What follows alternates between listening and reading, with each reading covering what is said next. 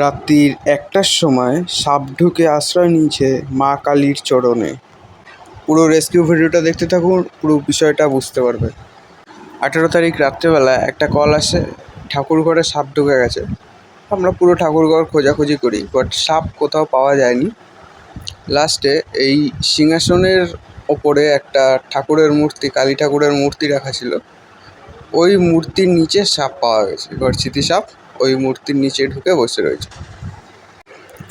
এই সেই দৃশ্য।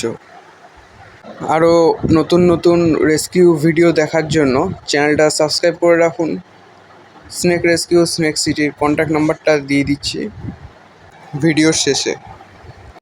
ঘরচিতি সাপকে অনেকে কালাচের সাথে গুলিয়ে ফেলে বা চন্দ্রকোড়ার সাথে গুলিয়ে ফেলে।